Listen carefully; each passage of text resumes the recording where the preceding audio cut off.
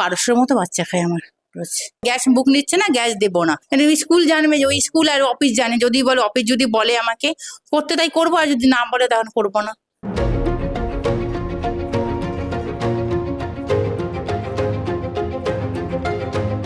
যতক্ষণ আঁচ ততক্ষণই আশ। আগুন ফুরোলে আহার সংকট।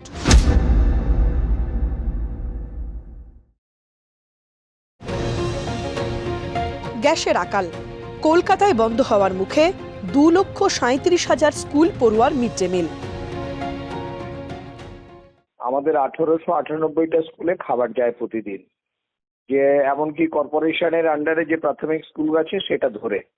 আর আমাদের মোরর লেস প্রতিদিনই 2,37,000-এর মতো বাচ্চা, কখনো একটু বেশি থাকে কখনো একটু কম থাকে, খাবার তারা পায় মিড ডে মিল থেকে। কলকাতায় তো সব স্কুলে রান্নাঘর করার কোনো জায়গা নেই, সেই জন্য বেশিরভাগ হচ্ছে ক্লাস্টার কিচেন থেকে খাবার যায়। এটার সংখ্যা হচ্ছে 97। আর বাকিটা হচ্ছে ইন্ডিভিজুয়াল স্কুল, যাদের জায়গা আছে তারা রান্নাঘর করেছে। এই গ্যাসের কারণে আমাদের অসুবিধা হচ্ছে খুব, তো সেই জন্য তো আমরা খাবার বন্ধ করতে পারি না বাচ্চাদের। 1-2 দিনের মধ্যেই আমাদের বিকল্প ব্যবস্থা করতে হবে।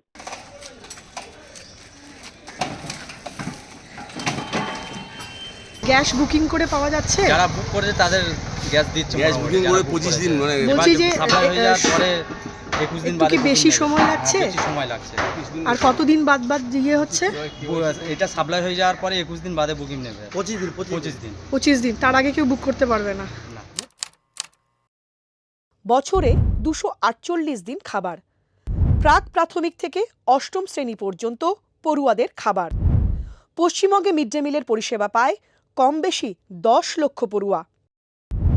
কেন্দ্রীয় সরকারি প্রকল্প, সহযোগিতায় রাজ্য সরকার। পৌরসভা কর্তৃক পরিচালিত। সরকারি স্কুলের পড়ুয়াদের পুষ্টিকরণ।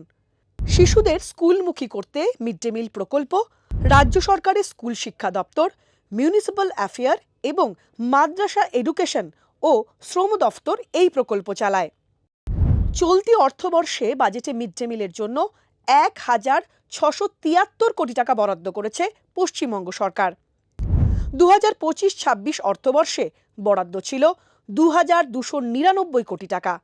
খরচ হয় মাত্র 10%। পাতে থাকবে ভাত, ডাল, আলু পোস্ত, সয়াবিন এবং 5 মিশালি তরকারি, সঙ্গে ডিম। কোথাও কোথাও মাসে একদিন হয়তো মুরগির মাংস। চালের দাম বাদ দিলে পড়ুয়া প্রতি খরচ 12 টাকা 46 পয়সা। ইরানে যুদ্ধ বাঁধতেই বিপদ।